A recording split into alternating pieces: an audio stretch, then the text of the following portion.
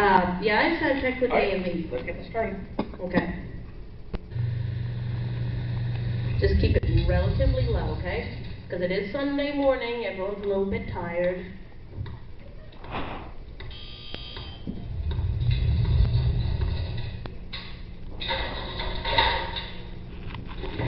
I'm home! Izzy? Huh?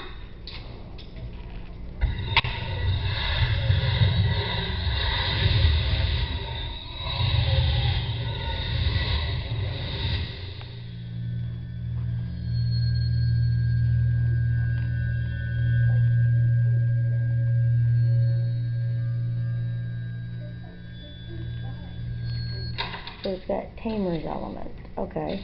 It's Digimon! Huh? He's saying something.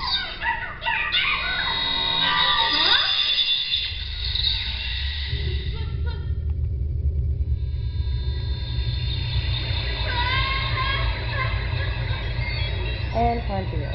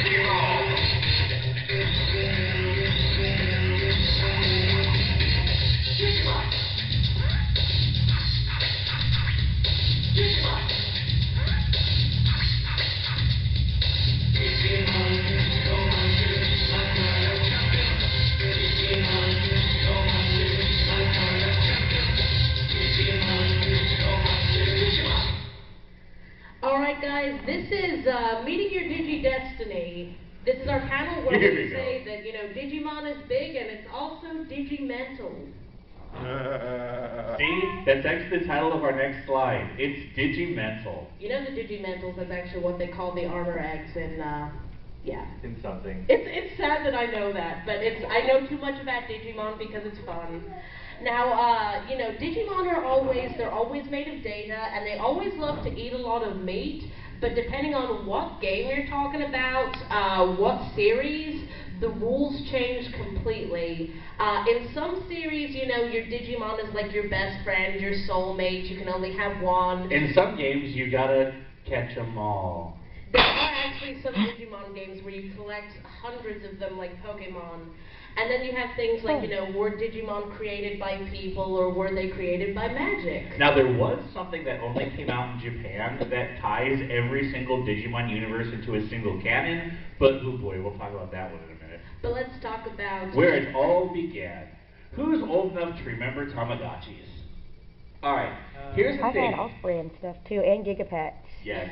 In Japan, in the U.S., these were considered toys for everyone, but in Japan, Tamagotchis were considered girls' toys. So when Tamagotchis took off, they decided, well, you know what, we need to create a boys' version of the Tamagotchi. And what do boys like? Fighting. And dinosaurs. So they came out with what was called the virtual pet device, which was just really a Tamagotchi. You cleaned up after your Digimon, you gave it food. And then you could join two together. Yeah, how well you took care of your Digimon determined how well it evolved, and you know how well you took care of your Digimon. You could plug your virtual pet into another person's virtual pet, and they would fight, and whoever took better care of their pet would win. Okay, now, in the first Digimon anime, the original Digivice was based on the virtual pet, but as the anime took off in popularity, they started basing the toys on the show. And of course, depending... Occasionally shoots beams of light that fix everything. If you watch the show, there are a ton of times that, you know, you have things like the dark cogs and they're just like, point my Digivice at it. It's good now. Now, we're going to talk about some... Yeah? What's up? I know that like 100 times because I was watching it like 100 times. Yeah. That's true. Now, the first piece of Digimon media was actually a short-lived manga called V-Tamer. Now, the interesting thing about this did come before the anime, and you may notice that this guy up here looks really, really familiar. And the reason for this is that in the V-Tamer manga, you have a guy called Tai who is so incredibly good at using his virtual pet and participating in competitions that they actually give him an honorary Digimon. You'll see that's an overarching theme. If you're good at the Digimon video game, or you buy a lot of Digimon merchandise, you might get a real Digimon. See, that is just genius. Now, one thing about the V-Tamer manga is that the Digimon all have names. They're not just called Agumon. They're not just called Gabumon. What was... Yeah. You have like Zerumaru and Gao. So yeah, left-hand Tai's Vidramon is named Zerumaru. I think when they copied Tai's design for the anime, I think they just figured that the cape would be too hard to animate. Also, Matt would have probably made fun of it. Matt would have been so jealous of the cape, he would have wanted his own cape. Alternate Digimon universe, everyone gets capes. Okay, but here's the one that most of us remember. This is a show, I've watched the show countless times, both, you know, when I was younger and recently. And, you know, it's really cheesy, it's really silly, but I love it to death. Now, one thing about bringing a kids show from Japan to the US is that in Japan, they're allowed to do more on the screen. So when this came over, this had to be fairly heavily censored. For example, there's one episode where I believe it's Gatsumon and someone else, they're like Myotismon's henchmen, you know, Izzy keeps crying about how they were sent to jail because nothing bad happened to them. Right. But here's an example of a scene that had to be changed in the American release.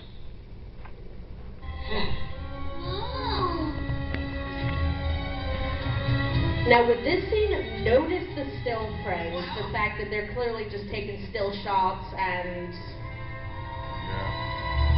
I'm waiting. Not so easy, is it, Matt? Well, at least my cat's not stuck in a tree.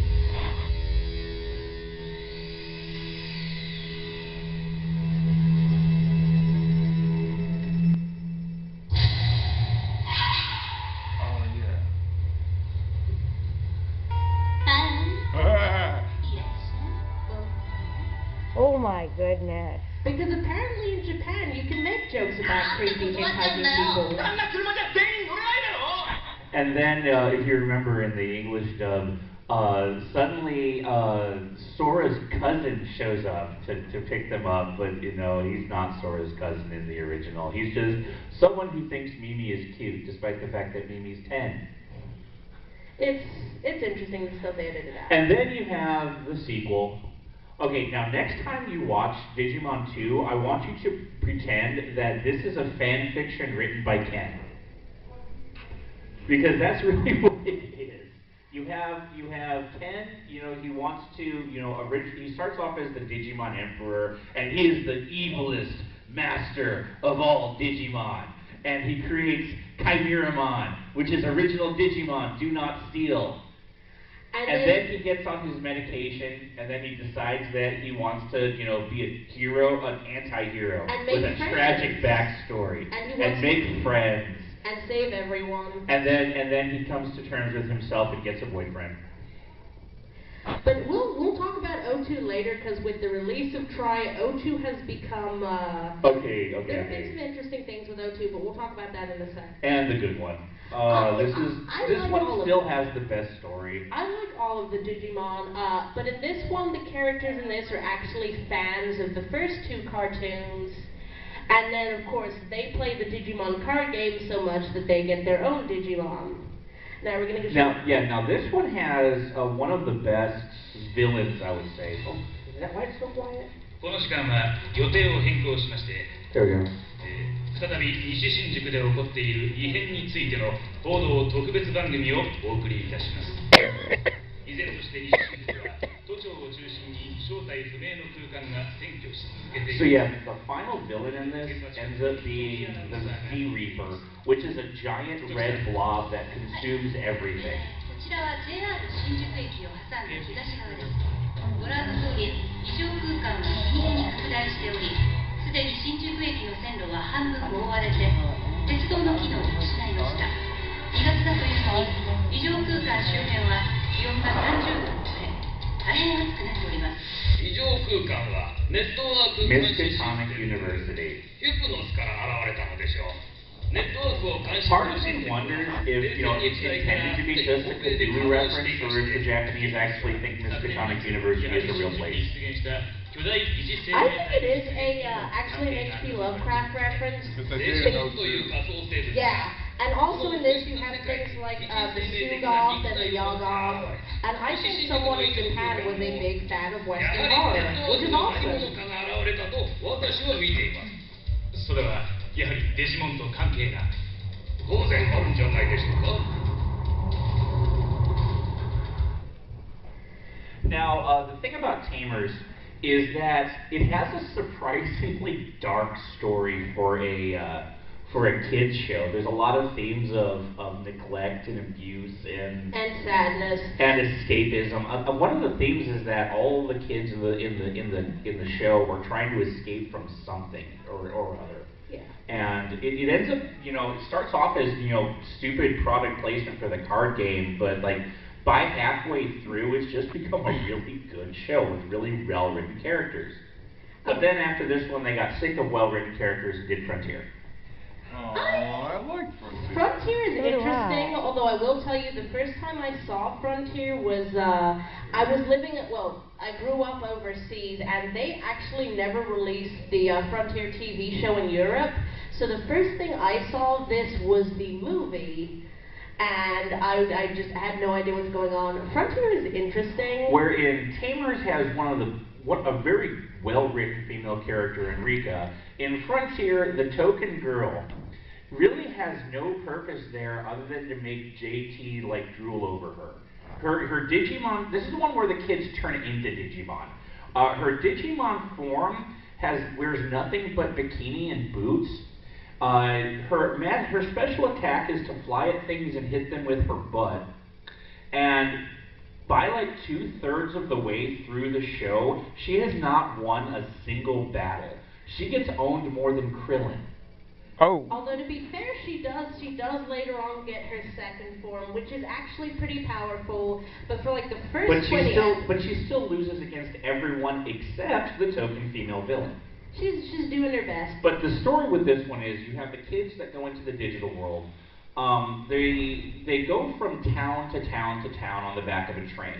And this one, the kids turn into Digimon, which, if you ask me, takes away a big part of the partner dynamic that makes the first shows so good. You have, occasionally you get partners that are total opposites, like Henry and Terriermon. Who is voiced by Izzy. Yeah, you have Henry, who's, extremely straight-laced, and Terriermon that's like, let's pull out guns and shoot everything.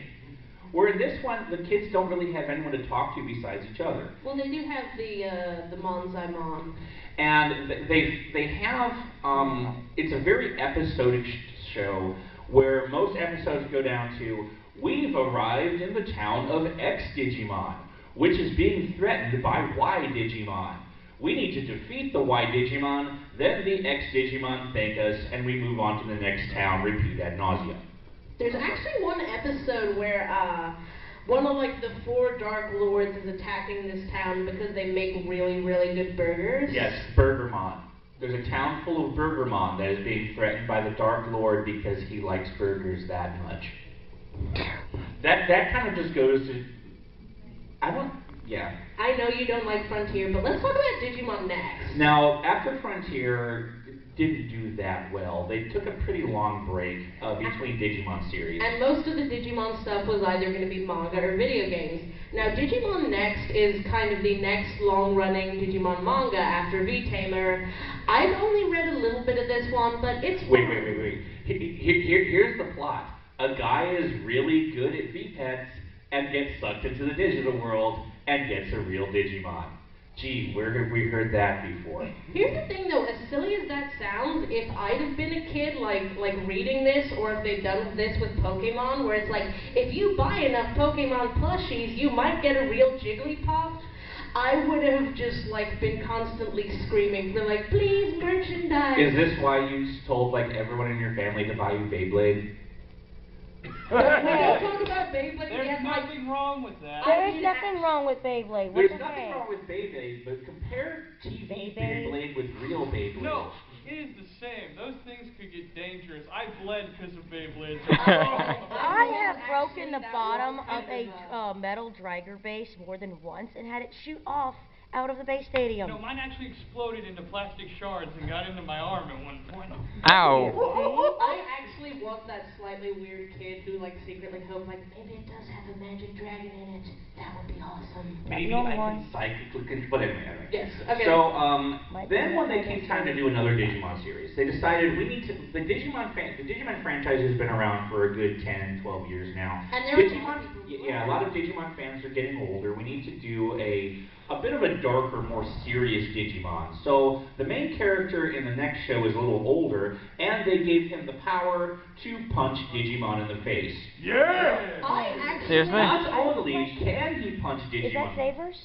Yes. Yes. It says Data Squad, and that's why I had to add my It was called Savers in Japan. It was called Data Squad when it came over here. Okay, see, I never knew that part. I always heard Savers. Where was I? So not only can he punch Digimon in the face, but he actually has to punch Digimon in the face in order to evolve his Agumon.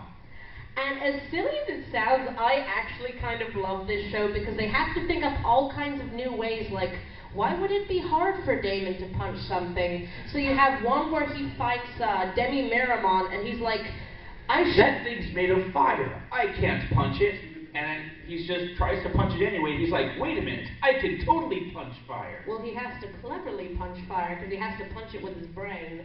Now, one thing you always like to mention is the fact that the main character is voiced by Quentin Flynn, who did Axel in Kingdom Hearts and Raiden in the Metal Gear series. And nice. It's always weird. And the overall plot of this one, it begins with, Digimon appear in the real world, and people are using Digimon to commit crimes. Like, you get a Molemon who is being used to dig into a bank safe. And then there's one of the episodes has an indie musician who's using his Digimon to mind control people into downloading his music. Right.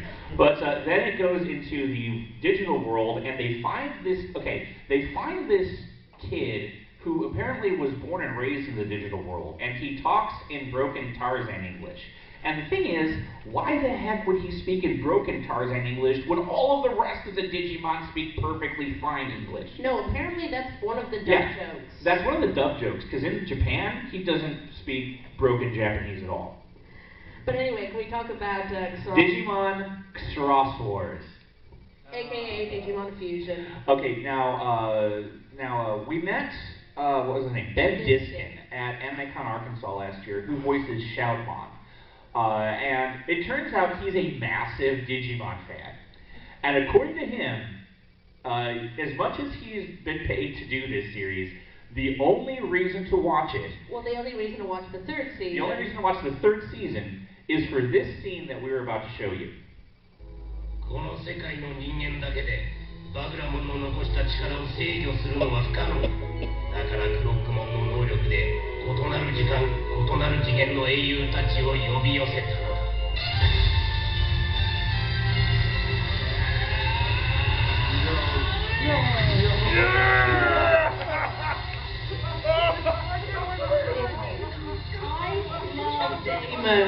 I love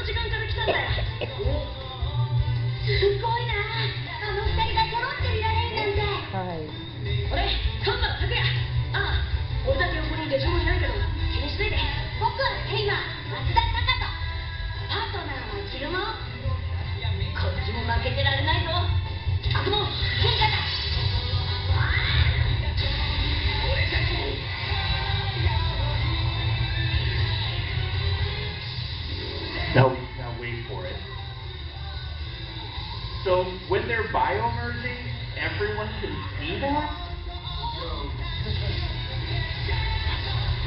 See, that's when the enemies don't attack them while they're biomerging. They're just like, what?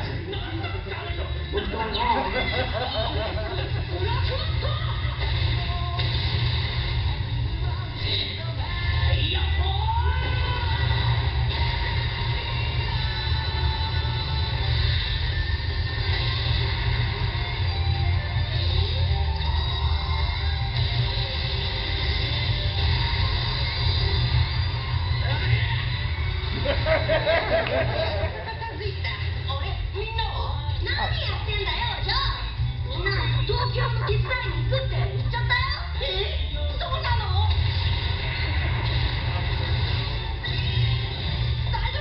But wait for it.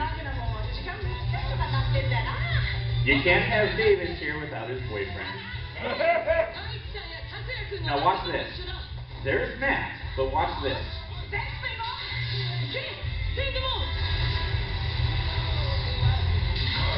Matt never says anything. He is only there to help make Omnimon.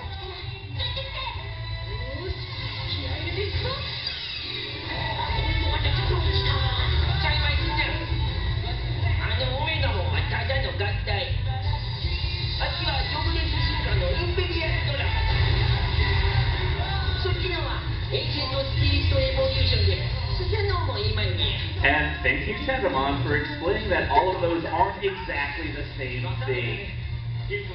And Ronnie is here. Ronnie, of course. You know, why not?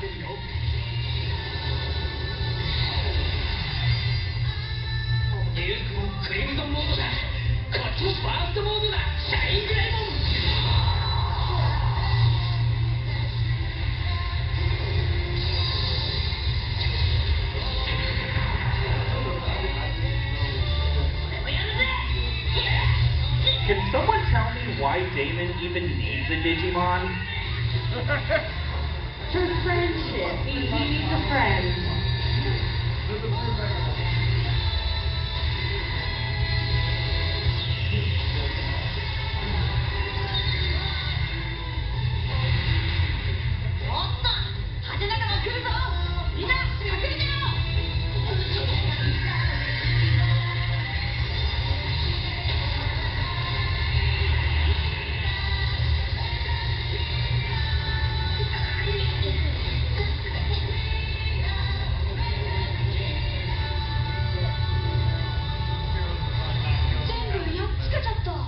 I cannot wait for them to attempt to dub that. If they actually get like all the old voice actors from the 90s, that is going to be crazy. Steve Bloom voices like half those characters. I love so much about that clip though, like how Davis is like, Ty is usually 4 years older than me, but today he's not. Cool. Also, is Damon like distantly related to Saitama? One Punch Damon. Yes. Now, the second season of Digimon Fusion finished airing, I want to say like August.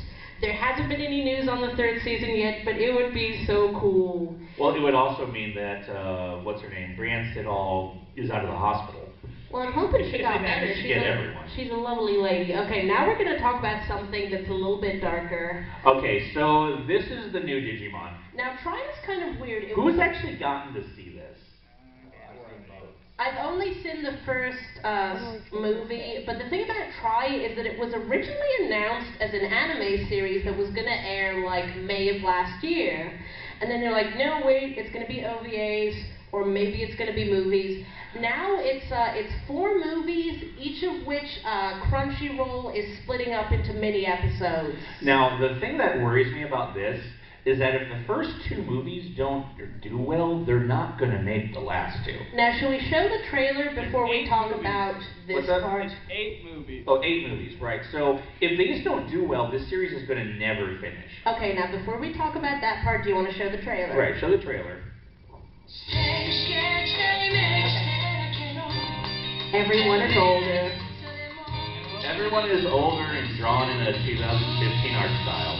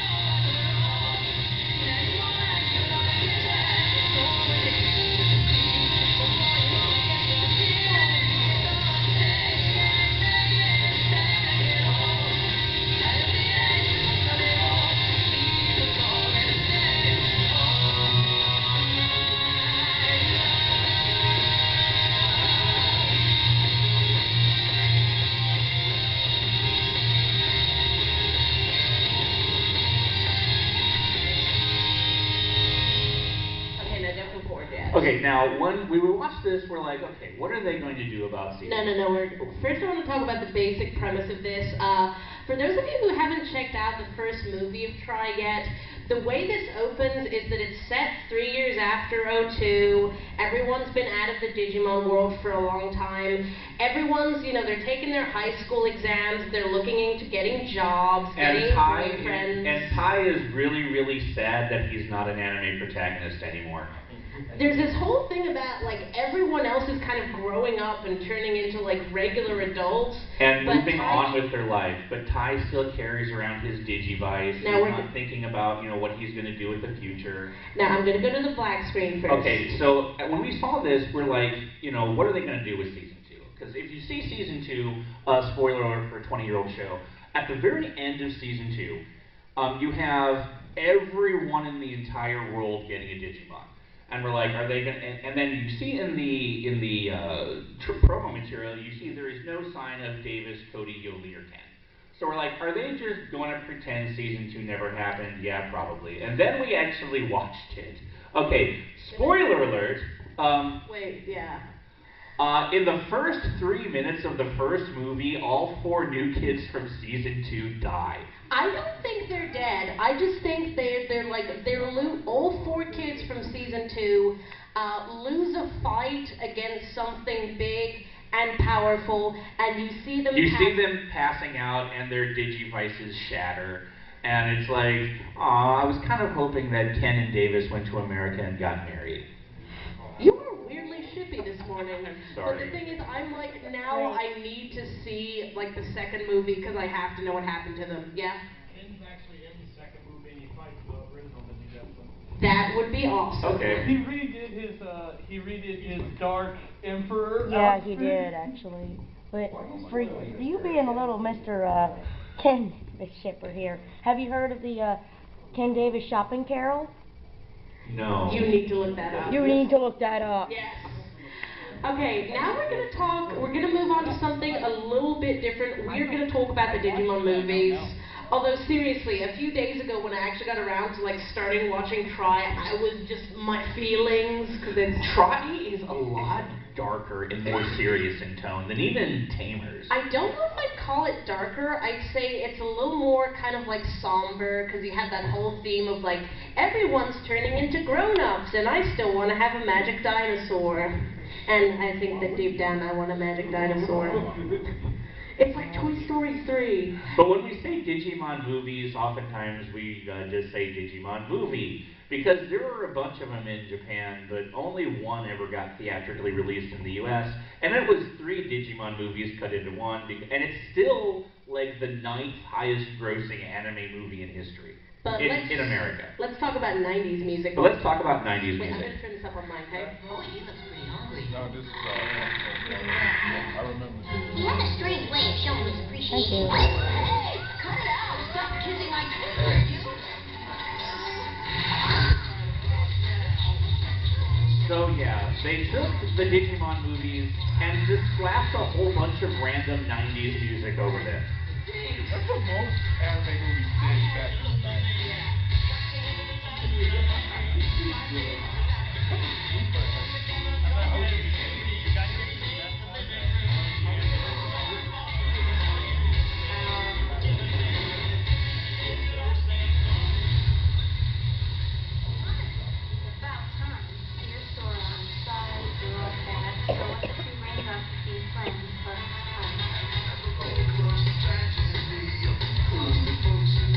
Oh yeah, you can tell they didn't listen to the lyrics to this one.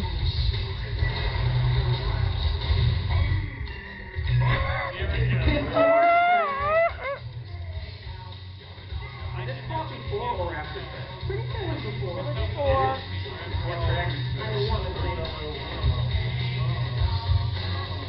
And you forgot the Angela Anaconda short. Oh yes, yes. No, don't talk about that. No, that show was the bane of my existence because technically my non-fandom name is Angela, and I'm just like, why? Okay, are we going to talk about... Okay, so what the Digimon movie that we got actually was 3 Digimon movies that had been released in Japan, chopped up and smushed together with one kind of overarching plot. The first one was this Digimon Adventure, which began as a short. This actually debuted in Japan the day before the series debuted in Japan. It kind of explains everything. Because in the second half of Adventure, they keep talking about, do you guys remember that thing that happened at Heighton View Terrace? And if you've never seen this as a kid, I was just like, what? What happened at Heighton View Terrace? What's a Heighton View? Okay. Then after they show the first short in its entirety, they just completely switch tracks, and they begin with Summer Wars 0. This was actually directed by the guy who did Summer Wars, and you can see this. You can see the art style. And this is how they defeat the final boss. Oh, I have to click it. I got it. Bear in mind, this is the mid-90s.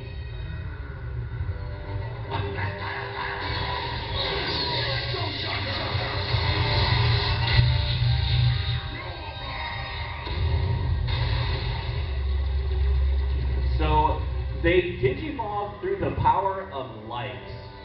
They actually get all of the kids in the world to say, we love you, War Greymon, we love you, Where Garurumon.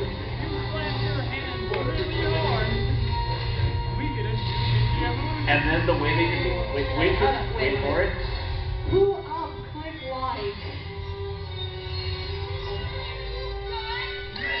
You got mail.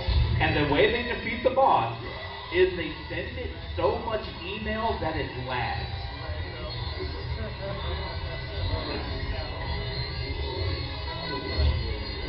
But if you also look in this movie, yeah.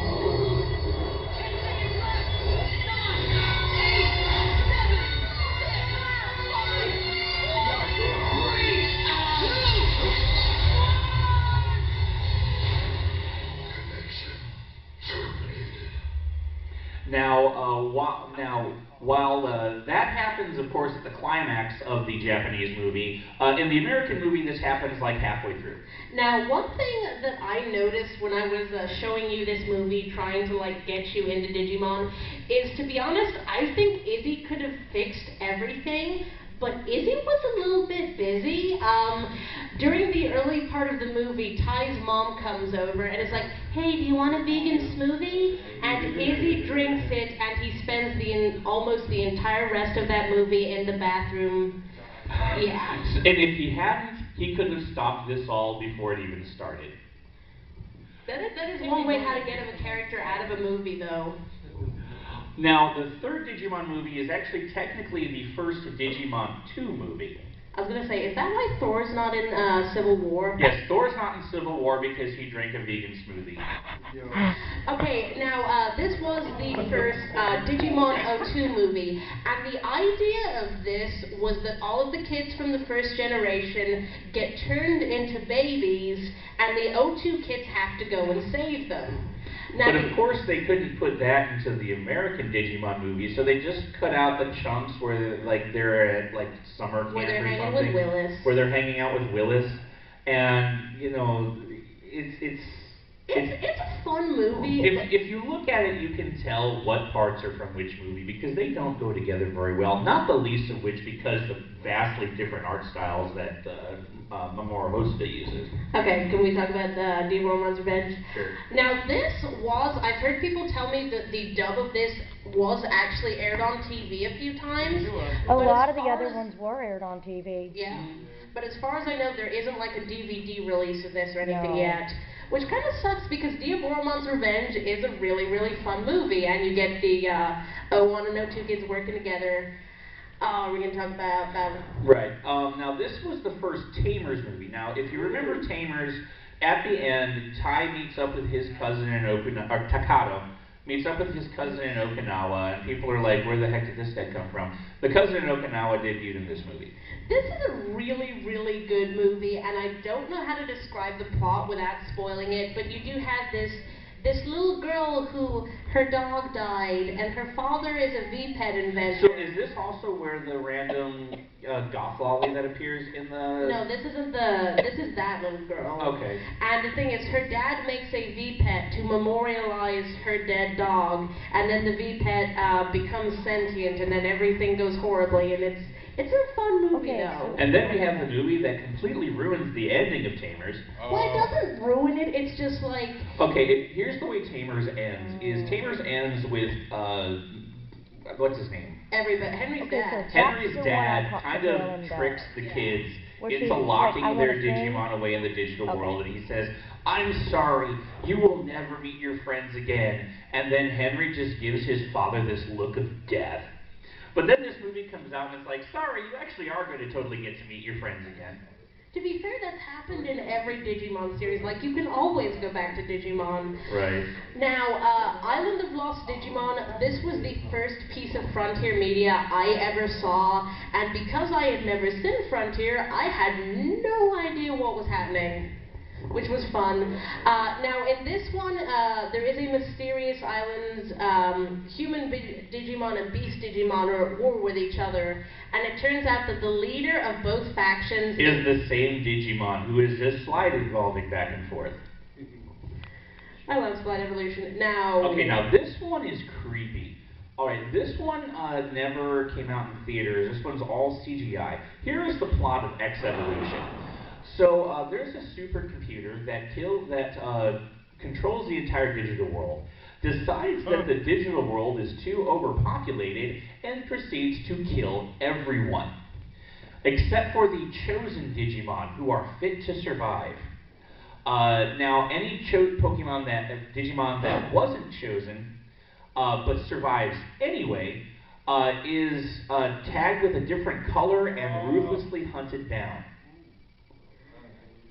There are no humans in this movie. It's really, really, really dark. Why didn't they dub this one?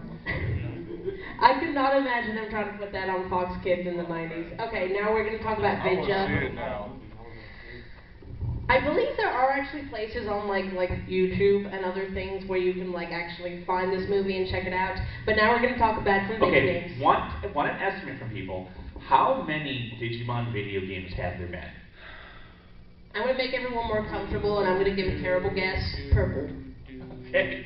How many do you think? More than you think, but less than you hope. Right. I was... 15? Yeah, I was going to guess around the 15 to 20 range. 100? I'm going to go around the 20. Okay. Now I think there have been a few more released since we made this slide, yes. But at the time we made this slide last year, there were 41. Damn! Now, the interesting thing about this is, does anyone remember when you like have your old Nokia phone and you download a game and play it on your keypad, and then after like 4 months they'd be like, the server would go down and the game wouldn't work anymore? This game is discontinued. A lot of those came out in Japan. Those weren't never very popular here, but in Japan, a lot of these Digimon phone games came out that were disabled after like 3-4 months. But we want to talk about one of the really cool ones. But the first one was a PS1 version of the Digipet. Okay, now let's... Oh, okay. Now, one big difference of this game between this and, say, Pokemon is that you can't control your Digimon directly. You have to scream commands at it and hope that it wins. Yeah. Wait for it. Yes, they didn't bother translating a lot of the Japanese when they brought it over here. I think they just figured that a lot of the fans of Digimon would already be into Japanese stuff. So there's a lot of untranslated Japanese like this. To be fair, when I was a kid, I actually did think that that was like Digimon language. And of course, just like in the V-Pad, occasionally your Digimon has to poop. And if you don't get it to a toilet in time, it will, drop a deuce right in the middle of town. Now the problem with this is, if your Digimon poops too much, it will evolve into, gas. Yes, and it's depressing. Imagine 7-year-old kid getting lost in a dungeon and then suddenly finding out that her Digimon has turned into the poop Digimon. I was so sad. Okay, now let's talk about Digimon Mystery Dungeon. This one's cool. If you like Mystery Dungeon and those kind of like softcore roguelike games, this one's a lot of fun. Although that one actually did not come out in Europe because I don't know why. Yes, and then because in Europe. Okay, so because Digimon World 2 never came out in Europe. When Digimon World 3 came out in Europe, they called this one Digimon World 2000 in Europe. Now this one is, you get trapped in a video game. But this is probably my favorite. Now again, you gotta love the 90s Capcom music. Now again, the plot of this one is a lot like Sword Art Online or Dot Hack or Captain N. You're playing the world's best online video game. Yes. And then you get trapped in the video game. So then you first type in your name. I swear they got the exact same music composer that they used for Breath of Fire 3. Well, now in this game you collect multiple Digimon. Okay, and then you choose between the balanced team, the attack team, and the terrible team. But the terrible team is the one that has Guillemon on it, so. Now you can catch all the Digimon. Now which one is really hard to catch? Well, no, you can only really catch the main characters Digimon, so like Vmon, Agumon, etc. But the way you find them is they're actually hidden within certain dungeons as super hard boss fights. So so this one you have a team of several Digimon. You go around the digital world and you find out that the digital world is being corrupted by something. It's the exact same plot as every single Digimon. But it's fun and I love it. So then they came out with Digimon with Swords. Now this one actually isn't really an RPG. This one's a lot more kind of real-time combat focus, and it does have the guy from X Evolution in it. Is that what you mean by a Japan-only CG movie? Is this actually a game based on X Evolution? It's not really based on X Evolution, but you do have the guy from X Evolution in it, and he has a giant sword. Oh yeah. What's that type of Pokemon? The purple one? Yeah. What's the purple one? I'm trying to remember what his name is. Yes, he's I forget what his name is, but he is the one that's from that CGI movie, and he's really cool. We need to replay this. Alright, so now if you have seen Digimon Tamers, or technically Digimon 02, you may remember when suddenly out of absolute nowhere this guy shows up. Yep. So when he shows up in the American release, no one has any idea who he is, because he only appeared in a series of 4 Japan-only video games for the WonderSwan. Does anyone actually know what the WonderSwan is? The WonderSwan was a handheld console only released in Japan. It was actually Bandai's answer to the Game Boy Color, and the main gimmick was that you could rotate the machine so you could play it either landscape or portrait. Now, I'm going to go forward. Can you And explain I swear to God, this guy is the hugest Mary Sue in the history of video games. Stormy Games too. Yeah, true. Now, this is set after the end of 01, and all of the 01 kids have been beaten by the evil Millenniummon. So they call in Rio, who of course is the guy who's strong enough to beat all the things that beat the original kids. Now, this actually does have an official English release. However, it was only released in Hong Kong, so it's a little bit wonky.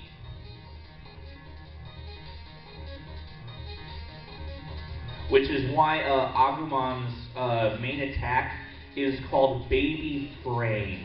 We actually showed a clip of that in the opening video. And then they completely retcon all of 02 to show Rio as being the cause of absolutely everything that happens in 02. Now, in this you do learn that Rio was friends with Ken and Sam. And at the end of this, Millenniummon tries to put a dark spore inside of Rio, but then Ken is all like, "No, Mr. President!" and he takes the dark spore for Rio, which then starts everything that happens in O2.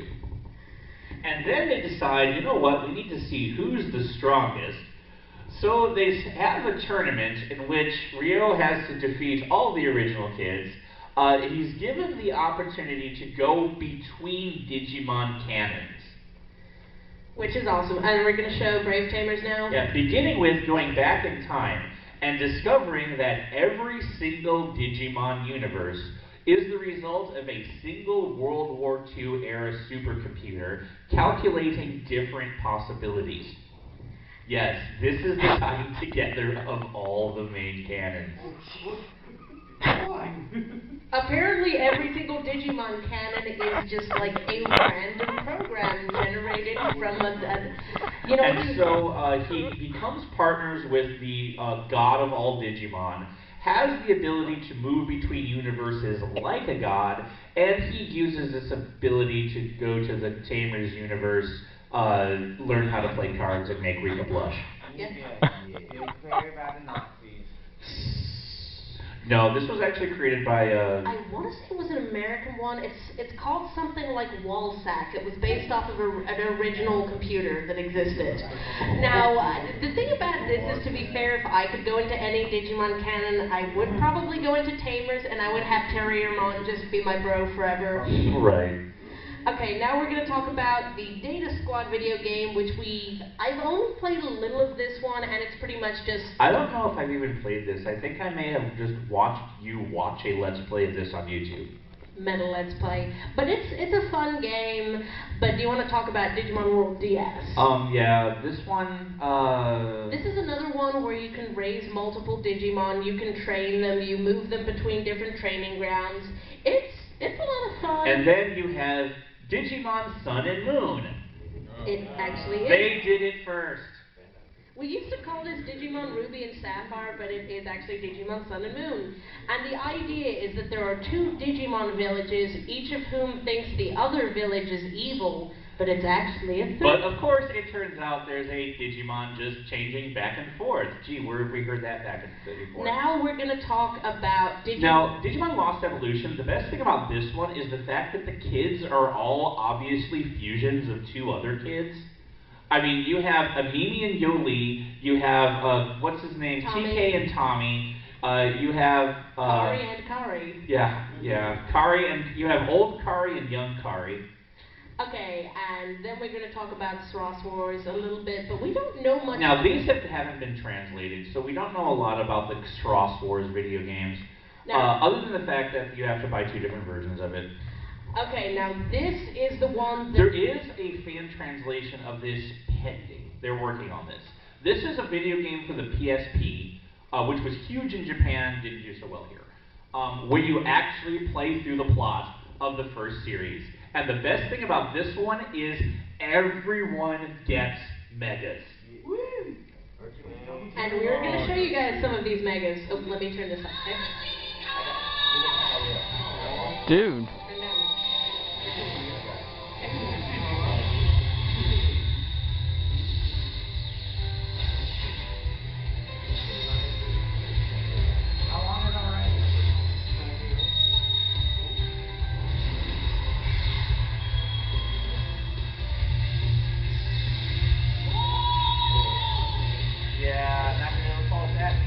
In the U.S., it's actually Phoenix Mom. Yes, you can't Do say you know Supreme what his King. Japanese name is, though? No, because Hao is Supreme King. Sorry, Yu-Gi-Oh fan knows this. No, it's cool. That's because in GX he became Supreme King, which is Hao Judai.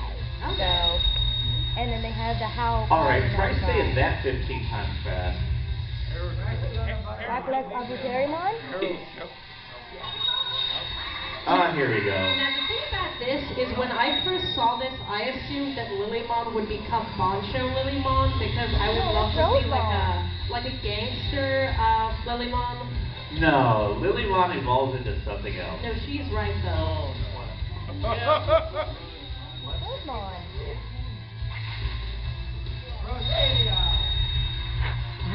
The Rosemon.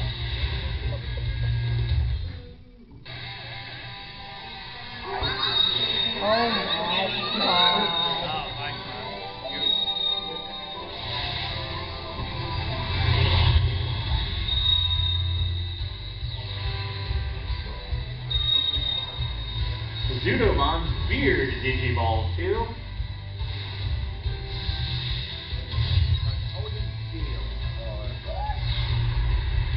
They just call him Vicon. I was getting And yeah, we have Patamon. Here's the thing: the Mega that he has in the movie is actually not his. So I guess He's not the same Seraphimon. Mega. Yeah, he's Seraphimon. No, wait, I'm thinking of Kari's who's Tamer. No, Kari is the one. Gatomon is the one that becomes the pink love dragon. But no, but yes, she doesn't turn into Pink Falcor in this. No, she's supposed to be Ophanimon. Yeah. It's just weird seeing this because in the movie she actually does turn into, I think it's Celestial Mom. Yeah, it's like his pink, furry dragon. It could be. I'm trying to. There's so much Digimon in that movie. But to be fair, you know, in the video games there are branch evolutions. I mean, that's, if you've never played the video games, one of the coolest things is, like, getting your Agumon to turn into Myotismon. That's one thing they don't do a lot in the cartoons is the branch evolutions. Right. Okay, now, I don't want to talk about this one too much because I know very little about it. It is supposed to be pretty cool, Was though. this PSP or Vita? DS, actually. 3DS, actually. Yes, 3DS. there's like a 3DS version, a PSP version. They all have different names, but I want to talk about this Yeah, the one that everyone's excited about. Did you get it? We don't know. We don't have a PS4, and apparently you can you actually download this through the PlayStation Store for the Vita version? So you can. I am going to download this, and I'm going to have all the Digimon. This is going to be your birthday present, huh? Also, I love it. It's a Digimon game where you can be a chick.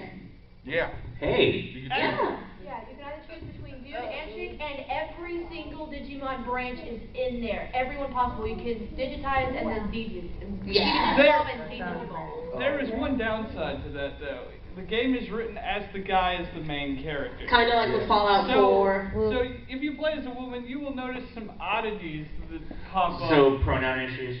Yeah. Well, that sounds like what they do with Fallout 4, where sometimes they'll accidentally call the female character he. No, they refer to you as they a lot of times. They refer to you as both characters. Yeah. But it's a little awkward. It's implied. It's the girl that's not canon. Yeah. But it's funnier if you play as the girl.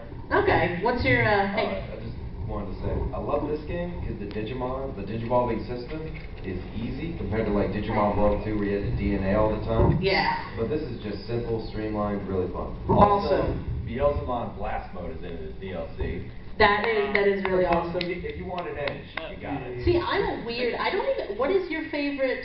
Honestly, like, what is your favorite evolved Digimon? Because mine is probably Venom Myotismon because I'm weird. Or Patamon. Have you seen Chaosmon yet? I need to. I like the art direction, particularly in this game, because it's the same person who did, I think, the Rah-Rah-Rah.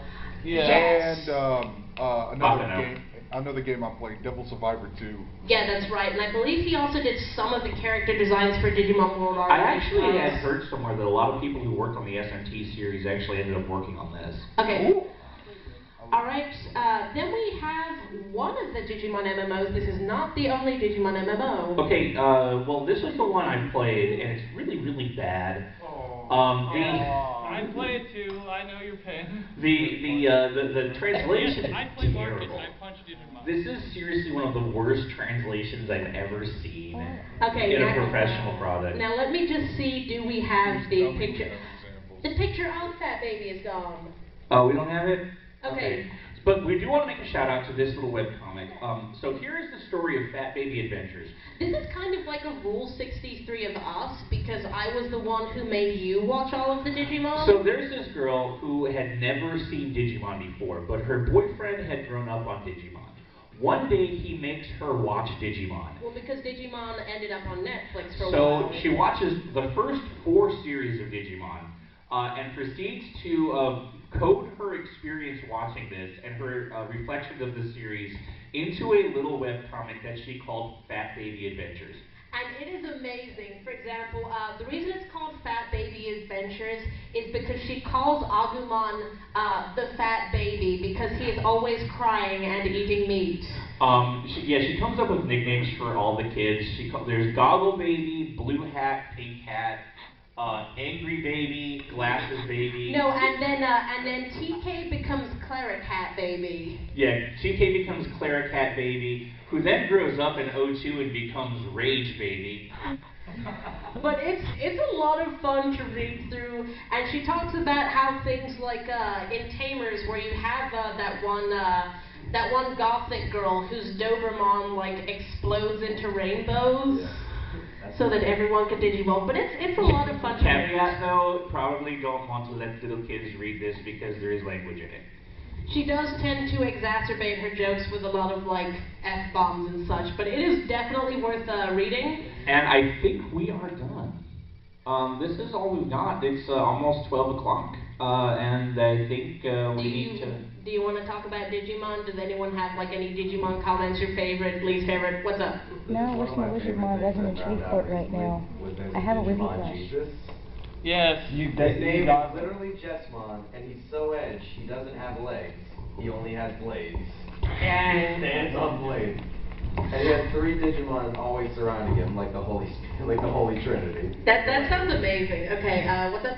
A little opinion based, but you know, after thinking about it over in my adult years, now that my taste in anime kind of changed and fluctuated, looking back at it, I did watch Pokemon and Digimon at the same time, and you know, I was enjoying Pokemon more because it was more popular. But when I thought about it, I was like, Digimon was actually, in terms of anime at least, way better than Pokemon. It's actually a really story, good series. It's fun to watch. Better stories, better characters.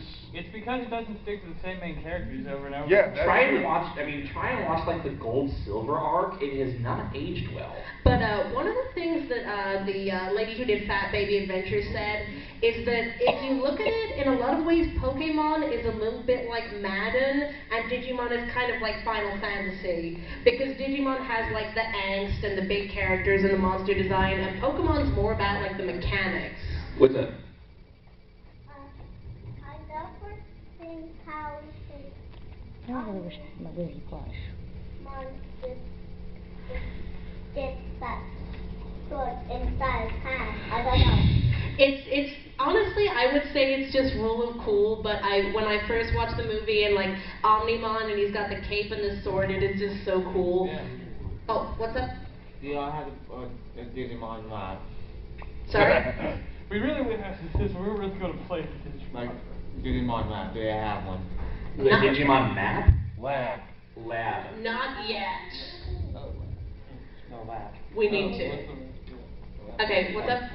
Favorite and least favorite Tamer and partner. Tamer, Rika. Partner, probably not so much Terriermon. I don't know, I kind of like Tenamon. Okay, I will say my favorite Tamer is honestly, I know this sounds weird, but lately I kind of like Mimi, because to me she seems like the typical like airheaded Tumblr girl, and I love how she's just like, adventures! But here's the thing. Upon reading Fat Baby Adventures, I totally agree with her analysis of Mimi. When Mimi is left on her own and isn't surrounded by these guys, the first thing she does is take over an entire country and become their queen. But my favorite partner is definitely Patamon, although Terriermon's a close second. And then my least favorite, I don't want to be mean to any of them. I mean, they're all like 10 years old. I don't want to be a jerk. JP. I can't stand JP. But JP is Steve Bloom. He's like a little fat Spike Spiegel. Sorry, I agree. I don't like JP either. I will say JP the thing about JP is he's kind of the sane one. He's the one who's like, dudes, we should really get the heck out of here and go home. We shouldn't be doing this. We need to go home. And the only reason he sticks around is because he has the hots for Zoe. I am going to say, though, that my least favorite Tamer, I'm just going to go with Willis, because I'm mean. And then probably my least favorite partner is Probably Gomamon, because he's really cute, but he's so snarky. Least favorite partner is probably those two little idiot Digimon that follow them around in Frontiers. Pokemon and Amon? I remember them. Okay, what's up? Move on, I gotta move. Okay, I know I have weird Digimon opinions. Okay, what's up? Y'all didn't touch on Koichi at all. What is your opinion on the twin from Frontier? Honestly, the thing is, I think it's a really interesting plot twist, but the thing about him is, how can I put this? It's so weird because his Digimon is voiced by Alucard from Hellsing. Wow. And seeing, Alucard's voice coming out of that Digimon and being like, so much evil. What's the guy's name? The kid. Koji. Koji. Koji. Koji. No, that's the light. The dark one is Koichi. Yeah. Right. But I actually kind of liked the twin twist, although I will say I did get spoilered to it like way before I saw the show, because we actually went to a Digimon panel where they're like, hey, by the way, this dude, they're twins. Okay, I didn't see that. I just saw, the first time you see this guy, I'm like, he's totally a kid, isn't he? He's totally a kid. He came from the real world, isn't he? But I still think Frontier had this upside. Oh, what's up? I just remembered what I was going to ask. So in Frontier, you remember the fusions that the two main characters had? Yeah. Okay. So everyone had a fusion. They didn't show it. But if you ever look at the Gomamon and Kakumon guys one, it's a penguin with two ice cream bars that never melt. I mean, that's one of the cool things about Digimon, and actually again about Popkus. The girl who did Fat Baby Adventures is actually going through the Digimon Wikipedia and drawing her own doodle versions of all of the Digimon. She is actually rewriting the end of Frontier right now. That's her newest project. But it's really interesting to see like all the different character designs, how awesome some of them are, and then how weird some others are. But I think it's time for us to take off and go, so the next folks can get in here. Yes. Thank you all for coming. We have one more panel this weekend. It's going to be True History of the Ninja, if you want to see some real-life ninjutsu and learn a little bit about Japanese history. Thank you. We love you guys, and we hope you enjoy the rest of your convention, and hopefully we'll see you again next year. I wish my Wizardmon plush wasn't in Tree 4.